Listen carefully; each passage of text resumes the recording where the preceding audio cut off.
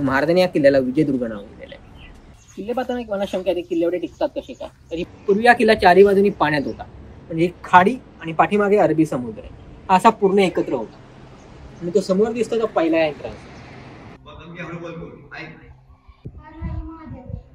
शहाजीराजाने महाराजांना एक श्लोक सांगितलेला, ते पागे जाताना म्हणायचे, यस्य अशा तस्य राज्यम, यस्य अशा तस्य मेदिनी, यस्य अशा तस्य साम्राज्यम, यस्य अशा तस्य सौख्यम.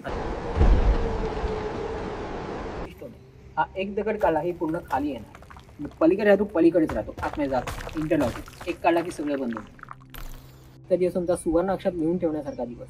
मला एक दुर्दैवाची गोष्ट अशी सांगायची वाटते की बऱ्याच भारतीयांना महाराजांमध्ये जास्त पटलेलं नाही, पण बाहेरच्या देशात महाराजांमध्ये जास्त पटलंय. आणि व्हिएतनाम सारखा एक छोटासा देश म्हणजे इंग्रजांना अक्षरशः शंड म्हटलंय. तसं 2 दिवस तोफांचा भडीमार करत होते, पण इंचरचा दगड हलवू शकले नाहीत, इंग्रजांना शंड असं म्हणून. पहिली तटबंदी लाटांचा मारा वाचून म्हणून बांधलेली आहे, दुसरी आपण शत्रूवर आक्रमण करण्यासाठी, आणि तिसरी किल्ल्याच्या संरक्षणासाठी. अशा 3 तटबंदी असलेला हा एकमेव जलदुर्ग आहे. मला किल्ल्याला जेवढ्या तटबंदी किंवा दरवाजे जास्त आहेत तेवढं किल्ल्याचं संरक्षण जास्त. आपल्या किल्ल्याला तिहेरी तटबंदी आहे. आणि कान्होजी आंग्रांना सर्केल हा किताब या किल्ल्यात होता. म्हणजे आपण सरनौबत म्हणतो किंवा सरलष्कर म्हणतो, तर धर्मातला सर्वोच्च किताब होता सरकेल म्हणजे ॲडमिरल. नमस्कार. छत्रपती शिवाजी महाराजांच्या पदस्पर्शाने पावन झालेल्या विजयदुर्ग किल्ल्यावर आणि इंग्रजांना घेरी आणणाऱ्या घेरी यावर टुरिस्ट गाईड अवधूत पटेल आपलं स्वागत करतो.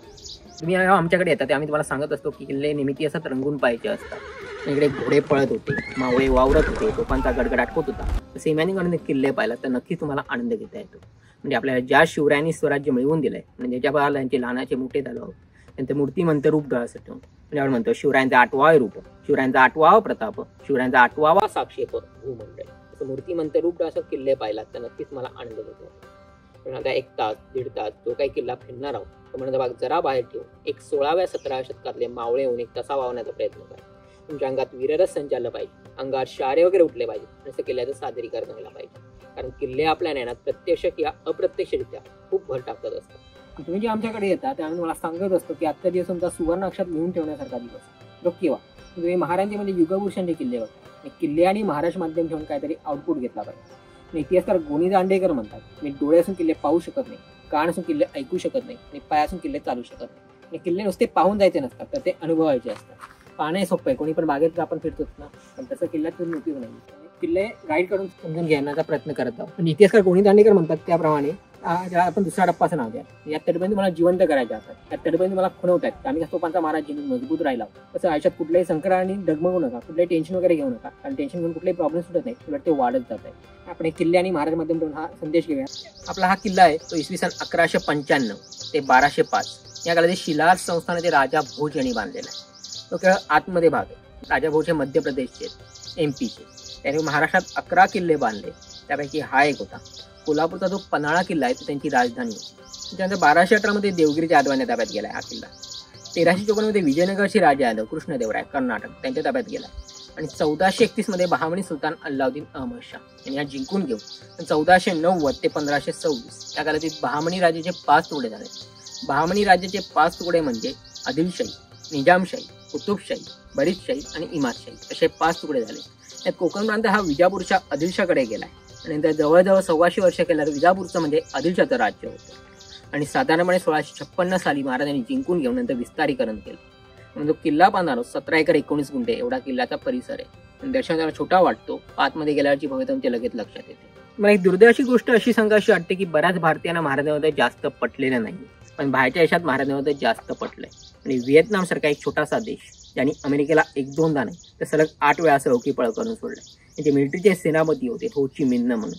त्यांचा जेव्हा इंटरव्ह्यू घेण्यात आला आणि जेव्हा त्यांना प्रश्न विचारण्यात आला की तुम्ही अमेरिकेवर तेवढा सक्सेस कसा मिळवला, त्यांनी प्रांजळपणे सांगितलं की आम्ही काही केलं नाही. इंडियासारख्या देशात शिवाजी यांचे कर्तबगार राजे होऊन गेले, त्यांनी त्यात गनिमी कावा म्हणजे गोरिला टेक्निक यूज केलंय आणि त्यामुळे एवढा सक्सेस मिळाला.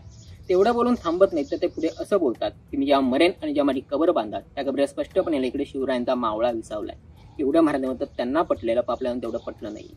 आणि सध्या 27 देशांमध्ये महाराजांच्या गनिमिकाचे धडे शिकवले जातात. त्या अमेरिकेसारख्या देशात बोस्टन विद्यापीठात सुद्धा महाराजांचे गनिमिकाचे धडे शिकवले जातात. एवढं गनिमिकाचं हे महत्व आहे, जेव्हा महाराजांचं महत्व आहे ते आपल्याला पटलं नाही, पण बाहेर देशात जास्त पटलं. किल्ले पाहताना एक मला शंका आहे, किल्ले एवढे टिकतात कसे काय? तर ही बाहेरची तटबंदी आपण काही काही ठिकाणी मेल फिमेल लॉकिंग पद्धतीने बनवली आहे. आणि पुलिंगी स्त्रीलिंगी दगड असे मी लॉक केले, पण हेमाडपंथीय बांधकामाचा नमुना असं म्हटलं जातं. आणि जुनी मंदिर बघितलात की कोल्हापूरचं महालक्ष्मीचं मंदिर बघा, तो हेमाडपंथीय बांधकामाचा नमुना आहे.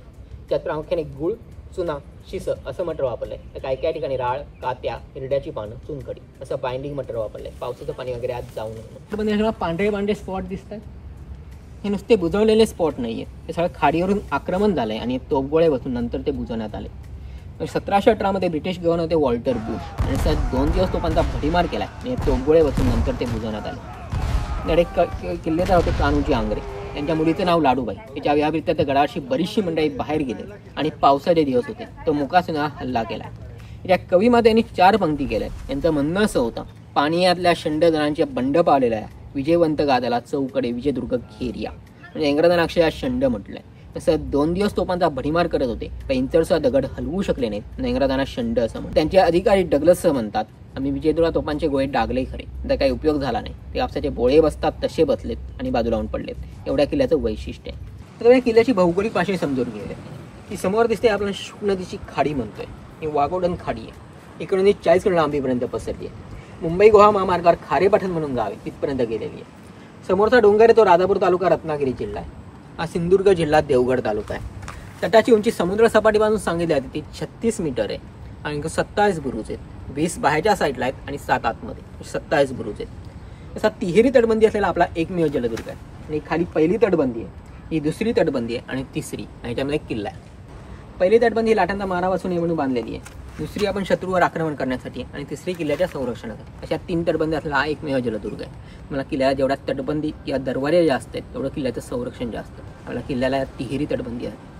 आपला हा बर्दी मारुतीची मूर्ती आहे, दाढीवाला मारुती. मला त्याला प्रताप मारुतीचा म्हणतात. शिवाजी महाराजांचे किल्ले जर ओळखायचे असतील तर मारुती मंदिर, भवानी मातेचं मंदिर आणि शिवलिंग अशी तुम्हाला 3 बघायला मिळतात. तर ते पायथ्याशी असलेलं आपले मारुतीचं मंदिर आहे. तर ढाचा जर बघितला तर मला बाहेरून मस्जिद सारखा दिसेल. त्यामुळे आपले देवळं सुरक्षित राहावे त्यासाठी ढाचा मस्जिद सारखा ठेवला आहे. रायगडवरचं जगदीश्वराचं मंदिर बघा किंवा जेजुरीचं मंदिर बघा, तशीच मंदिर आहे. गणिमिकाचा प्रकार आपला पान दरवाजा. आणि होड्या वगैरे लागल्या किंवा आजूबाजूचा गोळा सारा हा गोळा करून ते इकडे आणून इकडून त्या होड्यातून जे सामान असेल ते इकडून आणून आतमध्ये नेलं जातं. याला आपण पान दरवाजा. तो फर्स्ट एंट्रन्स आहे, त्याला पडकोट पुष्कर. पण याच्या आधी पडकोट पुष्कर आणि पान दरवाजा बघितला. या दोन्हीकडून येणारे लोक या जीबीच्या दरवाजाने आतमध्ये जाणार. इकडे त्यांची चौकशी केली जाते. याला फर्स्ट एंट्रन्स म्हणतात. हा पारसी शब्द आहे, त्यामुळे तुम्हाला तो वेगळा वाटतो. इथे म्हणजे आघाडीचा दरवाजा. करायची पहिली सुरुवात म्हणून हा मुख्य दरवाजा आहे. याची बांधणी तर बघितला तुम्हाला याला गोमुख पद्धतीची बांधणी म्हणतात. म्हणजे डाव्या बाजूला वळवून बांधलेला आहे. शिवाजी महाराजांनी किल्ले जर ओळखायचे असेल तर गोमुख रचना तुम्हाला बघायला मिळतेच. त्याच्यामागे 4 प्रमुख कारणं असतात.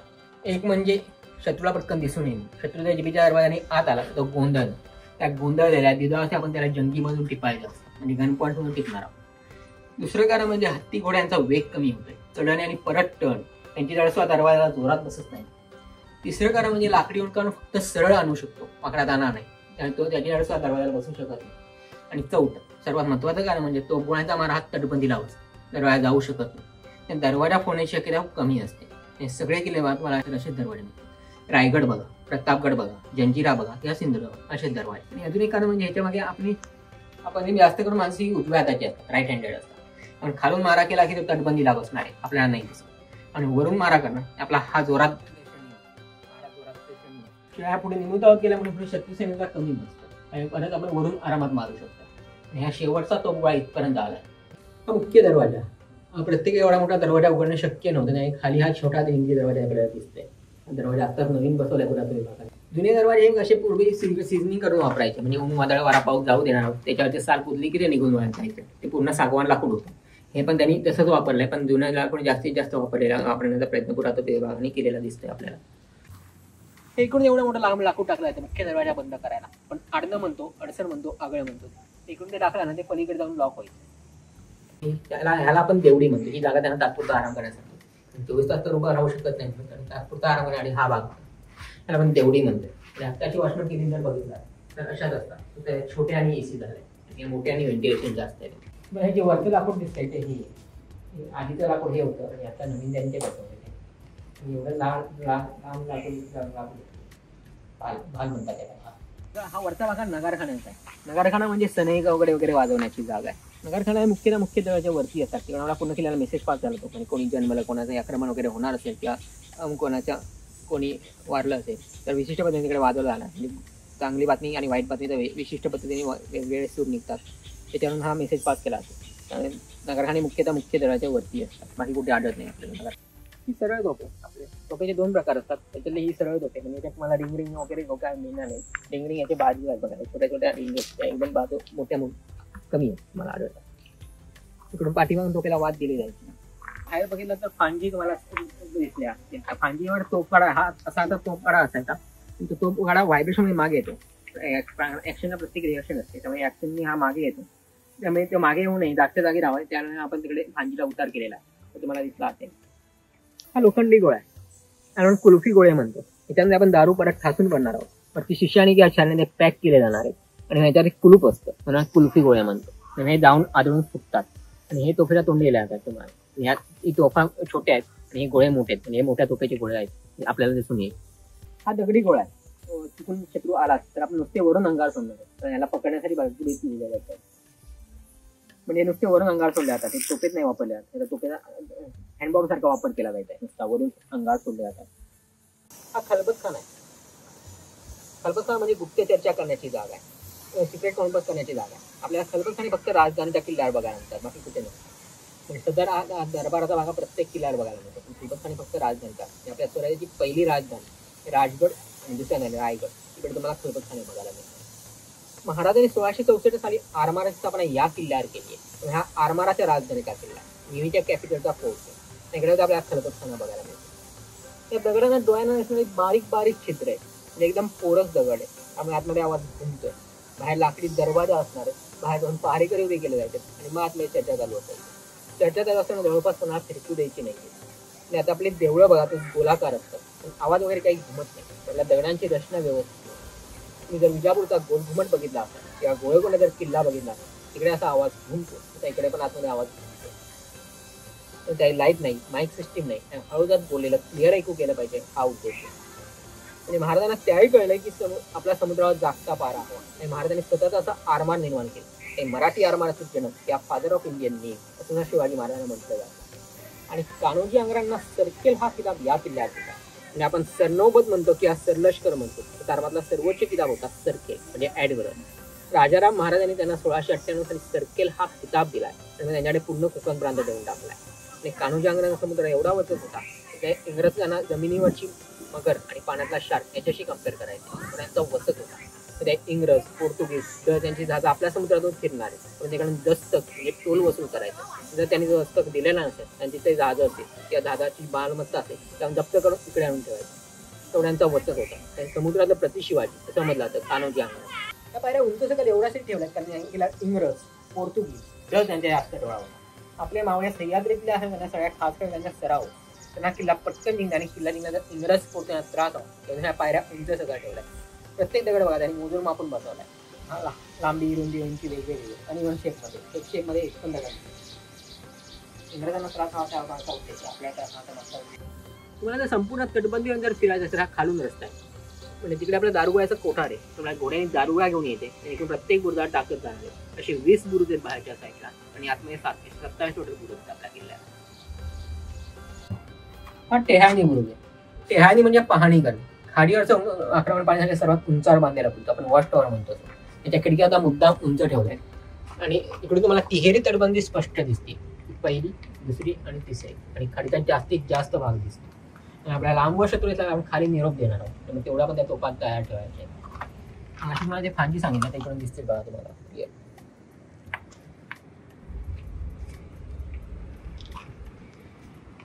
इकडे एकूण 4 किल्लेदार होते, कान्होजी आंग्रे, संभाजी आंग्रे, तुळाजी आंग्रे. हे आंग्रे घराण्यातले आणि शेवटचे आनंदराव धुळोपे, त्यांच्या आपल्या गावात वाडा येते. त्यापैकी संभाजी आंग्रे शिवभक्त होते, भगवान शंकराचे भक्त होते. ते पूर्वी काही काळा कुणकेश्वर पर्यंत चालत जायचे आणि 40 लांबपर्यंत ते चालत जाणार आहे, पण पुढे त्यांना शक्य नसल्यामुळे त्यांनी इकडे शिवलिंगाची स्थापना केली.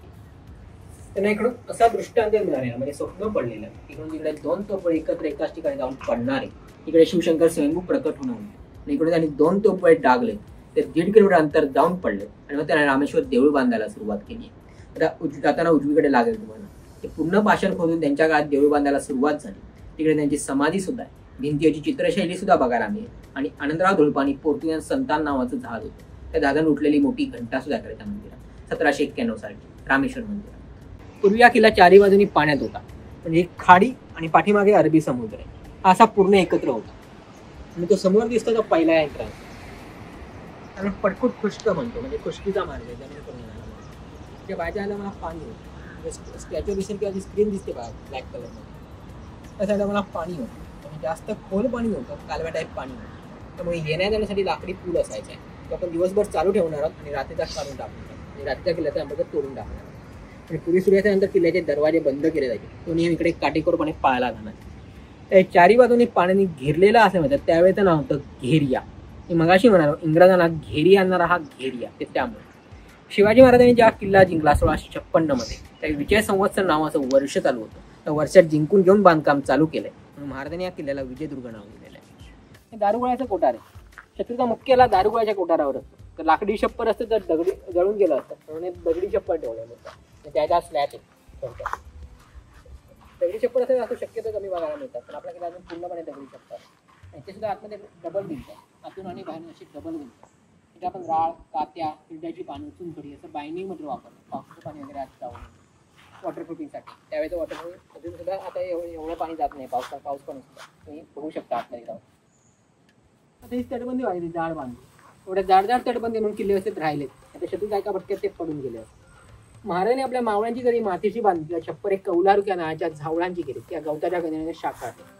तेव्हा एक कारणच असतं की त्या तटबंदी जर मजबूत नसते, तुम्ही आतमधले घरा किती मजबूत बांधा, ती दगडाची बांधा, ती शत्रूला वाढायला वेळ लागत नाही. महाराजांनी तिकडे खर्च केला पाहिजे तिकडे खर्च केला, तिकडे काटकसर केली पाहिजे तिकडे काटकसर केली. एवढं बारीक सारीक गोष्टी महाराजांकडे प्लॅनिंग आहे. आता आपल्याकडे प्लॅनिंग नाही, पण घर बांधण्याचा बारीक सारीक गोष्टी केला जात नाही. आधी आपल्याला बाल्कनी हवी म्हणून ती बाल्कनी ठेवतो, म्हणजे काही महिन्यांनी किंवा काही वर्षांनी तीच बाल्कनी जागा कमी पडते म्हणून पाणी वाढा केलेला खर्च फुकट जातो. महाराज यशस्वी मागे दोनच कारणं. एक म्हणजे यांच्या व्यवस्थित प्लॅनिंग आहे आणि दुसरं म्हणजे यांची माणसं जोडण्याची पद्धत. यांचे यशस्वी झाली. याच्यापुढे कुठलीही गोष्टी करताना प्लॅनिंग करून करत जा. म्हणजे महाराजांनी त्यावेळी सांगितलं की आम्ही आमच्या रथीसाठी एवढी माणसं जोडून ठेवली की आमची रथ काही केल्या पारतंत्र्यात जाऊ शकत नाही. आणि महाराजांना आता 350 वर्ष होतात, तरी आपण स्वराज्यात आहोत, सुराज्यात नसलो तरी. या बिझनेस टॅक्टिक्स आहेत आणि शिवाजी महाराजांना बेस्ट मॅनेजमेंट केली असं म्हटलं जातं. हे धान्य कोठार आहे. शत्रूचा दुसरा आला रसद तोडणार होतं, त्याच्यात आपण दगडी छप्पर ठेवलं. आणि जेवढं वरती दिसतं तेवढंच जमिनीच्या खाली आहे. हे त्याचा प्रवेशद्वार आहे धान्य कोठार. आणि त्याचं व्हेंटिलेशन ठेवलं तिकडे जाऊन.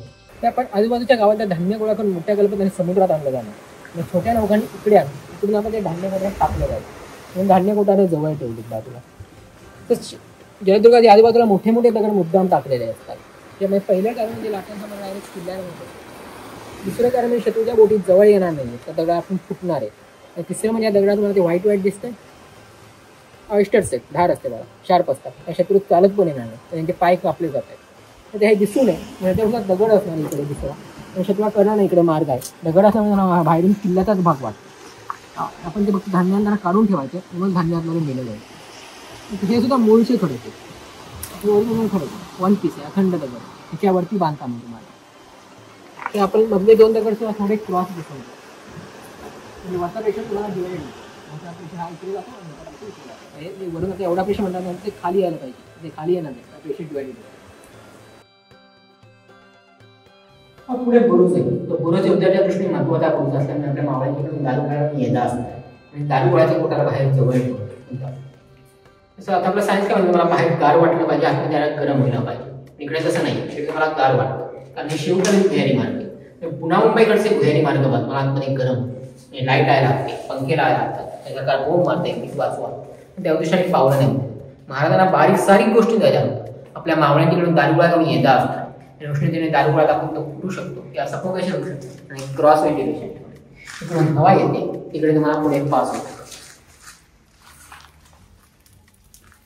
त्या आतमधल्या भिंतीला आपण पांढऱ्या ठेवल्या, त्या भिंतीला चुन्याचा गेला त्या मुद्दाम पांढऱ्या ठेवल्या, जेणेकरून शत्रू जास्तीत जास्त लाईट ठेवल्याने जास्तीत जास्त उजेड केले नाही. मग दिवसा मशाल लावू शकत नाही, दिवसा दारुगोळा घेऊन येता असतात ते मशाने दारुगोळा पेटले, दिवसा मशाल लावू शकत नाही. फक्त रात्रीच्या वेळी आपण वरती मशाल या पूर्वमध्ये मशाल लावतो. पूर्वेकडे सूर्यगत म्हणून ती बाजू छोटी आहे आणि पश्चिमेकडे मावतो म्हणून ही मोठी. दिवसभर लाईट स्थिर राहते, कमी जास्त वेळ फुकून राहत नाही.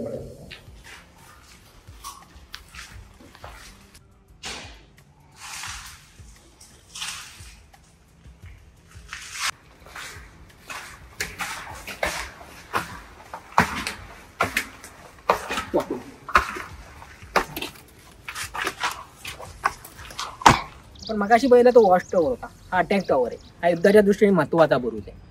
ह्याला आपण जंगी म्हणतोय. धनुष्यबाण किंवा बंदुकी मारण्यासाठी असतात. जर धनुष्यबाण किंवा बंदुकीची गोळी फुकट जाऊ नये म्हणून त्याला वेगवेगळे अँगल दिले. तिकडे शत्रू असेल तिकडेच त्यांनी मारायचं. मग आता आपला बाण किंवा गोळी फुकट घालवायची नाही. म्हणजे आर्मीचा नियम आहे एक गोळी एक माणूस, आणि बाण किंवा गोळी फुकट जाऊ नये म्हणून त्याला वेगवेगळे अँगल आहे. त्याचं नाव खूप लढा तोफा 12 बुरुज आहे. खूप लढा तोफा 12 बुरुज. आणि एकूण 6 फांजी आहेत. अशा प्रत्येक फांजीत 2 तोफा असणार आहेत. अशा एकूण 12 तोफा असणार या बुरुजावर. त्या बुरुजावर आपण जास्तीत जास्त ठिकाणी मारा करू शकतो किंवा जास्तीत जास्त मारा होऊ शकतो. जर ते भुयार फितुरेने कोणाला कळलं तर डावीकडे मारा होतो, आमने सामने मारा होतोय, तसा मुख्य दरवाजा मारा होऊ शकतो. हा पाठीमागे मुख्य दरवाजा आहे, मेन गेट आहे. हे 2 डोंगर त्यामध्ये असं पाणी गेलं आतमध्ये, तसं आपण इकडे गेलं या झाडाच्या पाठीमागे. तिकडे आपण रामेश्वर मंदिराच्या समोर तिकडे आपण 355 बाय 227 फूट एवढा आपण डोंगर पकडून खाडीचं पाणी आतमध्ये घेतलंय. तिकडे गोदी म्हणून गाव स्थापन केलंय. तिकडे आपला जहाज बांधण्याचा कारखाना असायचा. 500 टनापर्यंत जहाजं तिकडे बांधली जाणार आहेत. 70-80 तोफा असलेली पाळ नावाची जहाज आहे, गुराब आहेत, मचवेत, गलबत आहेत, अशी आपली तिकडे जहाजं बांधली जायची. काही मराठ्यांकडे एकूण आरमार होतं 600, त्यापैकी 100 हे विजयदुर्गसाठी राखलेलं होतं. त्यापैकी फक्त 20 बोटी इकडे असणार आहेत, बाकी सगळ्या त्या गोदीत असायच्या. म्हणजे आपण जर शत्रूकडून हरतो असं वाटलं, पण शत्रूला कडवा प्रतिकार करायचो, पण एवढं करून आपण हरतो असं वाटलं तर त्या 20 बोटी पुढे जाणार आहेत. पण शत्रू आले तर आपल्याला घाबरून पळत आहेत, त्यांचा पाठलाग सुरू करणार आहे. तेवढा मुकासमोर त्या गोदीच्या बोटीने इशारा करायचा. मग पुढे आपल्या आहेत, मग ते शत्रूचे आहेत, परत पाठीमागे गोदीच्या बोटी काढणार. असं महाराजांनी प्रमुख असणारा एक गनिमी गावा, तसा म्हणजे पाण्यात सुद्धा गनिमी गाणे पकडायचं. पण एवढं करून सुद्धा महाराष्ट्रानंतर हा किल्ला शाहू महाराजांकडे गेलाय. नंतर 2 गाद्या झाल्यात, एक कोल्हापूरची गादी आणि एक साताऱ्याची गादी. त्यापैकी सातारा गादीचे शाहू महाराज 1749 वारल्यानंतर पेशव्यांना कोकणातले किल्ले काबीस मिळाले. म्हणजे पेशव्यांनी परत आंग्र्यांचे मतभेद होते. म्हणजे आंग्रे म्हणायचे आमचं जे काही असेल ते शाहू महाराजांच्या पायाशी असेल, पण पेशवे म्हणायचे आम्ही राज्याचे पंतप्रधान आहोत, आमचा काहीतरी मान आहे, राखला पाहिजे. ज्यापासून मतभेद होते त्या मतभेदाने पेशवे इंग्रजांना जाऊन मिळाले आणि एक संयुक्त दया किल्ला केलं 1756. त्या इंग्रज पाण्याकडून आले आणि नानासाहेब पेशवे जमिनीकडून आले.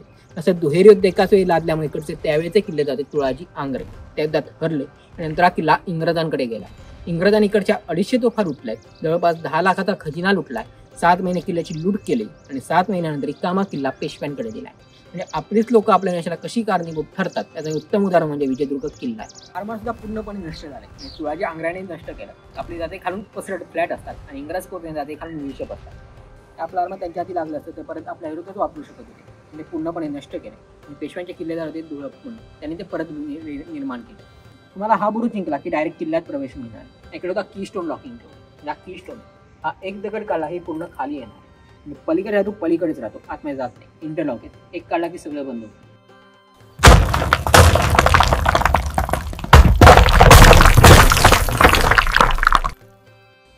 सदर म्हणजे दरबार. आतमधला भागात दरबार आहे. त्या भागाला आपण फड म्हणतो. तमाशातला किंवा कुस्तीतला म्हणतो, पण तसा नाही. त्याचं कार्यालयीन कामकाज इकडे चालायचं. फडाची राखण करणारे फडणवीस, चिठ्ठ्याचं कामकाज करणारे चिटणीस, दप्तराचं कामकाज करणारे दप्तरदार, अशी कारकून मंडळी इकडे बसणार. जीबीच्या दरवाजाने किंवा बाहेरच्या मुख्य दरवाजे सरदार येतात, म्हणजे तिकडे कसून चौकशी केली जाईल. शस्त्रास्त्र कागदपत्र सगळे तपासले जाणार आहे. परत इकडे त्यांची शस्त्रास्त्र कागदपत्र सगळे तपासले जाणार आणि एवढं करून जर ते दोषी आढळले तर त्यांना, आणि जीबीच्या दरवाजाने मुख्य दरवाजे पारेकडे असतील त्यांना, अशा तिघांना पण शिक्षा इकडे ठोठावली जायची. एवढी महाराजांची सुरक्षा चोख होती. म्हणजे महाराजांनी त्याही सांगितलं की आपला समुद्रावर जागता पारा हवा, तो आपण ठेवला नाही. आणि कसा वगैरे आला आणि कधी 26 त्याला करून गेले आपल्याला कळलं पण नाही. महाराजांनी औरंगजेबाच्या सैनिकास सांगितलं औरंगाबाद जाऊन सांग आम्ही आमच्या रीतीसाठी 365 किल्ले तैनात करून ठेवले. म्हणजे आमच्या रीतीने 1-1 वर्ष जरी 1-1 किल्ला लढवला तरी आमची रीत 365 वर्ष तरी पारतंत्र्यात जाऊ शकत नाही. एवढी महाराजांची दूरदृष्टी होती. म्हणजे महाराजांना सगळ्याची जाणीव होती. जनतेची जाणीव होती, मावळ्यांची जाणीव होती, जनावरांची जाणीव होती, किल्ल्यांची जाणीव होती. सगळ्यांची जाण असणारे असे ते राजे होते. जाणता राजा असं म्हटलं जातं. बाहेर त्यांची पालखी किंवा मेणा ठेवण्याची जागा आहे. त्यात त्यांची पालखी किंवा मेण्याचे मान असते. त्यांची पालखी किंवा मेणा इकडे ठेवला जाणार, तेव्हा त्यांना पायगड्या घालून दरबारात घ्यायचं. हा दरबार आहे. हा दुमजली होता. वरती लाकडी छप्पर होते, ते पडलं आणि त्याचा इकोसिस्टीम म्हणजे राजांच्या विरोधात जर अवस्थात 2 सरदारांमध्ये काही कुजबूज सुरू झाली तर ते राजापर्यंत ऐकू जावे आता मागचा होते. तिकडे जरी हळूदार बोलला तर तिथपर्यंत ऐकू जा. आता सावधानमध्ये राहा. आता मी बोलू काय बघ, मी हळू बोलतो ऐक. काय बोलतो बरोबर. खांबांची लाईन आहे, पिलरची. तुम्हाला सायन्सच्या भाषेत सांगायचं झालं 17 मीटरवर एक होतो. तर 17 मीटरपेक्षा जास्त अंतर आहे, 55 फुटापेक्षा जास्त. आणि चौकोन किंवा रेक्टँग्युलर शेप आहे, शेप पाहिजे तर रेक्टँग्युलर शेप आहे, आयताकृती आहे तुम्हाला.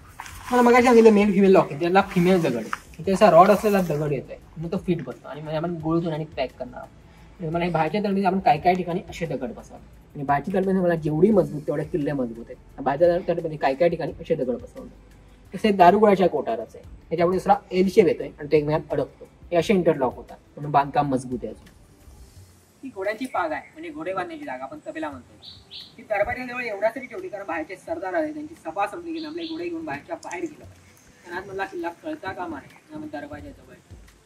त्यात आपल्याकडे पाहुणे येतात आणि आपलं घर फिरून दाखवतो, ती कपाटाच्या जरीपासून सगळं दाखवतो. पूर्वी तसं नसायचं. पूर्वी आपले पंजाब म्हणा किंवा खापर पंजा म्हणा, ते बाहेरच्या लोकांना बाहेरच्या पडवीत किंवा उचलीत बसवणार, काही गुळ पाणी असेल ते द्यायचं, काही काम असेल ते विचारायचं आणि बाहेरच्या बाहेर जावं. पूर्वी चोरीचं प्रमाण खूप कमी होतं आणि त्याचमध्ये चोरीचं प्रमाण अलीकडे मला खूप वाढलं.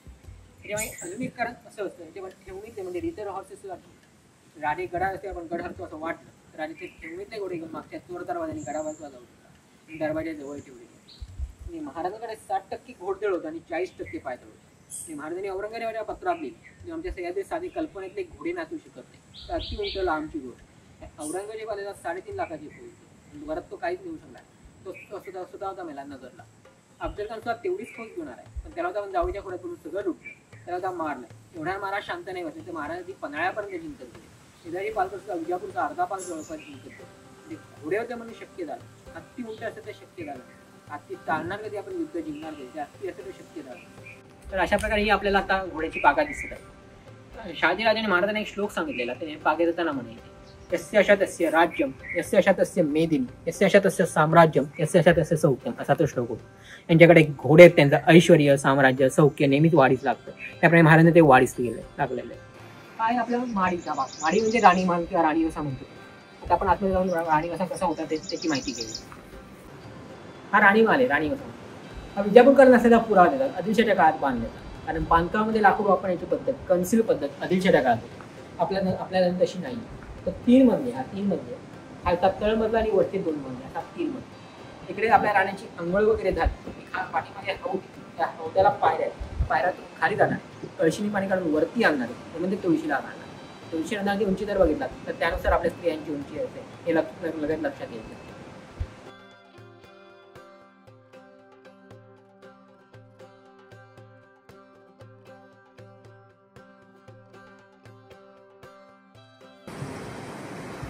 अजून एक राणी माल आहे, हा बघितला तर 2 मजलीचे लाकडी छप्पर इथे पडले तुम्हाला.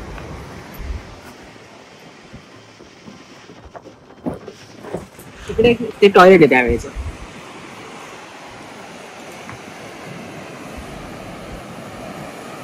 आराम करण्याची जागा आहे, म्हणजे त्याच्या दमले इकडे आराम करायचा. त्या लाकडी छप्पर होते पडले. इथून पुढे पाचगडचा किल्ला ठेवला मूळचा राजा भोजनी बांधलेला 12व्या शतकात. 12व्या शतकात किल्ला बांधण्याचं कारण म्हणजे फक्त व्यापार होता, युद्ध वगैरे काही नव्हतं. त्याला जंगी फांजे जास्त आढळत नाही तुम्हाला, आणि छोटी तटबंदी आणि त्या वाटणीसाठी फक्त स्टेप्स ते बघा होत्या. आणि खाली मोठं दिसायचं धान्य कोठार होतं आणि सगळा रिकामा किल्ला होता. जिकडे महाराजांना जागा मिळाली तिकडे महाराजांनी बांधकाम केलं. पुढे छोटा किल्ला असणे आरामात छोटी मोठे आरामात तो जिंकला जाणार. हे महाराजांनी या किल्ल्याला मजबूत केलंय. महाराजांनी किल्ला मजबूत केल्यानंतर एवढेच देऊन नंतर हा कोणाकडे गेला नव्हता. ही निशाण टेकडी आहे. महाराजांनी जेव्हा किल्ला जिंकला तेव्हा टेकडीसारखा भाग नव्हता, नंतर एक भराव घालून टेकडी तयार केली. नंतर महाराजा स्वहस्ते भगवा ध्वज फडकवला. म्हणजे आपण म्हणतो ध्वज विजयाचा उंच दरार आहे. त्याप्रमाणे मराठीच्या निशाणी साता समुद्र पार दिसला पाहिजे उंच करून नंतर महाराजा स्वहस्ते भगवा ध्वज फडकवला.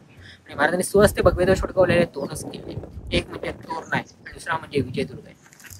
तिकडे खाली एक खेळाडू, मी मगाशी म्हणालो आनंदराव धुळगे यांच्या आपल्या गावात वाड आहे. त्या वाड्यापर्यंत समुद्रा खालून जाणारा पुजारी मार्ग. समुद्राच्या पाण्याची पातळी आपल्याला जिकडे कमी मिळाली तिकडे पाणी त्यांनी 1.5-2 किलोमीटर कालवे काढून त्यांनी पाणी बाजूला केले आणि एक माणूस घोड्यात बसून जाऊ शकेल एवढा त्यांनी रस्ता तयार केला. असे चोरमार्ग प्रत्येक किल्ल्यावर असतात. ते आपल्या लोकांना पळून जाण्यासाठी नसतात. आपण जर हरतो असं वाटलं शत्रूच्या ताब्यात किल्ला जात असेल, किल्ल्याच्या ज्या स्त्रिया असतील, लहान मुलं असतील किंवा म्हातारी माणसं असतील, त्यांना सुरक्षितपणे गावापर्यंत नेण्याच्या जबाबदारी या मार्गाने केली. ते आपले लोक सुरक्षित राहायचं किल्ला परत तेव्हा पण त्या मार्ग ठेवले तो बंद आहे पूर्णपणे. बचेंगे तो और भी लढेंगे हे प्रिन्सिपल होतं. इकडे दोन्हीकडे आपल्या मावळ्यांची घरं होती, मातीची असल्यामुळे पडली येत नाही. तुम्हाला झुडपांचा इतिहास जर बघायचा झाला तर ते जावळीच्या मोऱ्याचे वृक्ष आहेत. ते जावळीचं गोरे प्रतापगडाच्या पायथ्याशी तिकडचे ते मोरे. मोऱ्यांमध्ये आणि शिवाजीकडे सत्ता संघर्ष होता. मोऱ्यांमधले काही मंडळी आदिलशाहचे रायसे लागले. आदिलशाहच्या काळात ते खूप पराक्रमी होते. म्हणजे असं म्हटलं जातं की त्यांच्या घोड्याच्या पायाखाली धुळीचे लोट उठले जाणार. ते धुळदान करत सगळं जिंकत गेले म्हणून आदिलशाने त्यांना धुळूक ही पदवी दिली आणि नंतर ते कालांतराने धुळप झाले.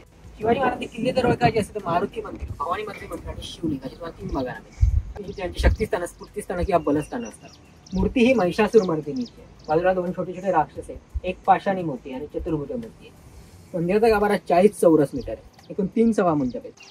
हा पहिला गाभारा आहे, तो दुसरा गाभारा आहे आणि त्याच्या पाठीमागचा तो तिसरा गाभारा आहे. एवढं मोठं देऊळ होतं त्याला पडलंय म्हणून. बाकी असा ऐतिहासिकदृष्ट्या महत्वात आहे, तसा वैज्ञानिकदृष्ट्या महत्वात आहे. या जागेला हेलियम गॅसचा शोध लागला. म्हणजे 1818 पर्यंत सगळीकडे मराठी होते, नंतर सगळीकडे ब्रिटिश आले. 18 ऑगस्ट 1868 एक खग्रास सूर्यग्रहण झालं. त्याचा अभ्यास करण्यासाठी ब्रिटिश खगोलशास्त्रज्ञ सर जे नॉर्मन लॅकियर यांना बोलावण्यात आलं. त्यांनी 2-3 ठिकाणं अभ्यासले. त्याच्या पृथ्वीच्या सूर्यापासून अक्षांशा रेखांशामधलं अंतर त्यांना इकडून कमी आढळलं. त्याचा अभ्यास करण्यासाठी इकडे आले. इकडे त्यांनी 2 दुर्बिणी लावल्या. त्याने 24 मिनिटं, त्याने 32 मिनिटं, असं 8 मिनिटांचा सूर्यग्रहण इकडून अभ्यासला.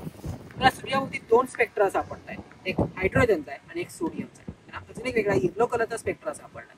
पुढे 30 वर्षानंतर परत एक सूर्यग्रहण झालं 1898 ला. त्याचा अभ्यास करण्यासाठी ते इकडे आले आणि ते एक सहकारी होते, फ्रेंच ॲस्ट्रोनॉमिस्ट होते जॉन्सन मूर. त्यांना आंध्र प्रदेशमध्ये एक गुंटूर येथे बनवणार दुसऱ्या बॉर्डरवर. परत दोन्हीकडे तसेच स्पेक्ट्रा सापडले. प्रयोगांती असा निष्कर्ष निघाला की दोन्ही स्पेक्ट्रा एकच आहेत. ग्रीक भाषेत हेलियॉस म्हणजे आपला सूर्य म्हणजे सूर्याभोवती प्रथम सापडल्यामुळे नंतर हेलियम असं नाव देण्यात आलं. शोध इकडून लागल्यामुळे त्याला आपण हेलियमचा पाळणा असं म्हटलं जातं. आणि त्याला आपण साहेबाचे ओटे आणि इंग्रजांना आपण साहेब म्हणायचो आणि प्लॅटफॉर्म म्हणजे ओटे म्हणजे साहेबाचे ओटे असं नाव दिलं. जगातला पहिला शोध तिकडून लागला. पण बाहेर बघितली ती सरळ तोप होती, ही होती तोप आहे, बांगडी तोप आहे. याच्यापेक्षा मोठी आपण जंजीर बघतो, कलाल बांगडी नाव. बांगड्या घडवून बनवल्या म्हणजे रिंग जॉईन करून बनवलं.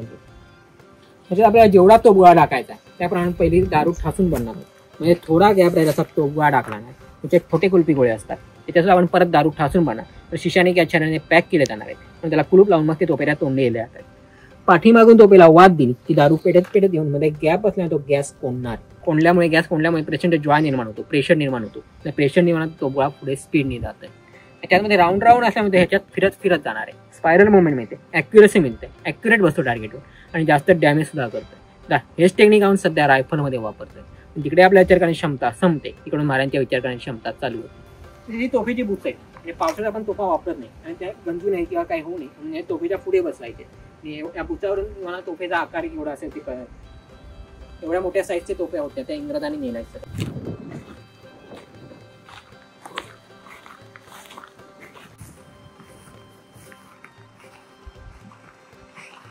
मला या डोंगराच्या पाठीमागे रत्नागिरी, गणपतीपुळे, जयगड, मुंबई, इकडे देवगड, मालवण, वेंगुर्ला आणि गोवा.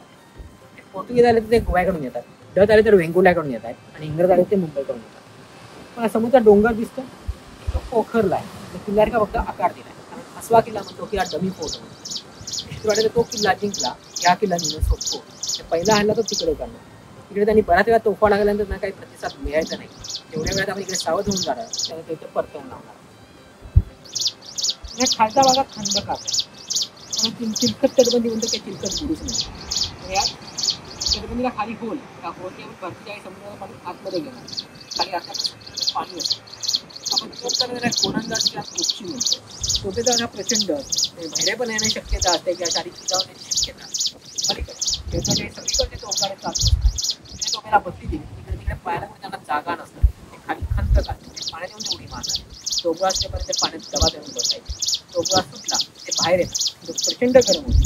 हेच पण थंड करायला सुद्धा आपण शकतात. आणि पलीकडे जरी तटबंदीवर जरी शत्रू असला तरी तो परत पाण्यामुळे इकडे येऊ शकतो. परत पण त्याला मल्टीपर्पज उपयोगी बांधतात. तुम्हाला हालचा बुरुज दिसतो, हे असा एक बुरुज आहे.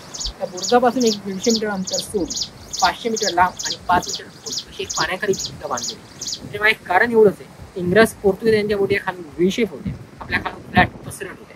आपल्या ज्यानं सरळ येणार आहेत आणि इंग्रज पोर्तुगीज त्याला धडकून फुटायचे.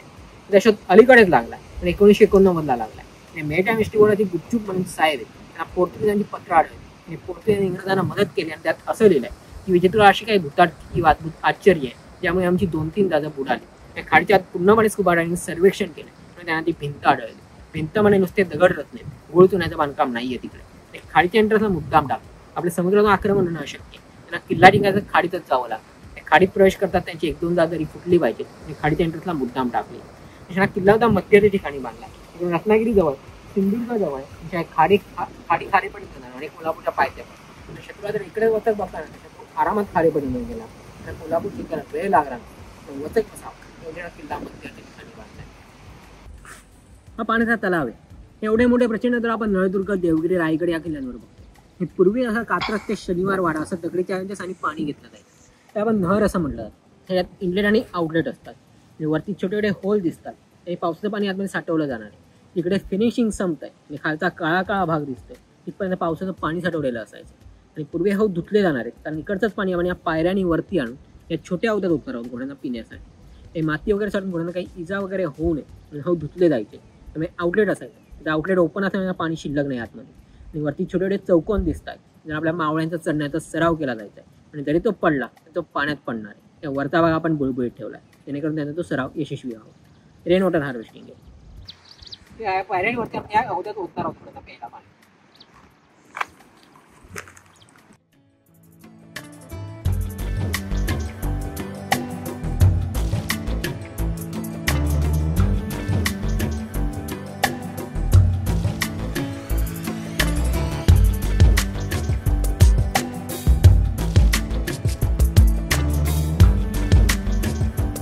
त्या ठिकाणी बघतो 12व्या शतकातला धान्य कोठार आहे. जर कोल्हापूरचा पन्हाळा किल्ला जर बघितला तर अशीच मोठी धान्य कोठार आहे. तिकडे पन्हाळ्याला 3 आहेत आणि आपल्याकडे एकच आहे.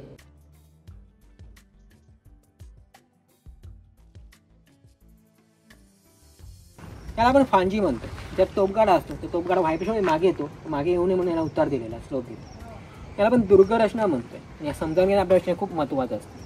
तुम्ही जे आमच्याकडे येता त्यामुळे मला सांगत असतो की आजचा दिवस तुमचा सुवर्ण अक्षरात लिहून ठेवण्यासारखा दिवस आहे. तो केव्हा तुम्ही महाराजांचे म्हणजे युगपुरुषांचे किल्ले बघताय. किल्ले आणि महाराज माध्यम ठेवून काहीतरी आउटपुट घेतला पाहिजे. इतिहासकार गोनी दांडेकर म्हणतात मी डोळे असून किल्ले पाहू शकत नाही, कान असून किल्ले ऐकू शकत नाही आणि पाय असून किल्ले चालू शकत नाही. आणि किल्ले नुसते पाहून जायचे नसतात तर ते अनुभवायचे असतात. पाहणे सोपं आहे. कोणी पण बागेत सुद्धा आपण फिरतोच ना, पण तसं किल्ल्यात फिरून उपयोग नाही. त्यामुळे किल्ले गाईड काढून समजून घेतात. समजून घेण्याचा प्रयत्न करत आहोत. आणि इतिहासकार गोनी दांडेकर म्हणतात त्याप्रमाणे ज्याला आपण दुसरा टप्पा असं नाव द्या. या तटबंदी तुम्हाला जिवंत करायचे असतात. या तटबंदी तुम्हाला खुणवत आहेत. आम्ही तोफांचा मारा जिंकून मजबूत राहिला. तसं आयुष्यात कुठल्याही संकटाने डगमगू नका. कुठल्याही टेन्शन वगैरे घेऊ नका. कारण टेन्शन घेऊन कुठलेही प्रॉब्लेम सुटत नाही, उलट ते वाढत जात आहे. हे टेन्शन वगैरे घेऊ नका. डॉक्टर पाण्याचा खर्च कमी होतो, नक्कीच कमी होईल. आपण किल्ले आणि महाराज माध्यम ठेवून हा संदेश घेऊया आणि इकडेच आपला ही विजयदुर्ग भ्रमंती संपली असं जाहीर करूया.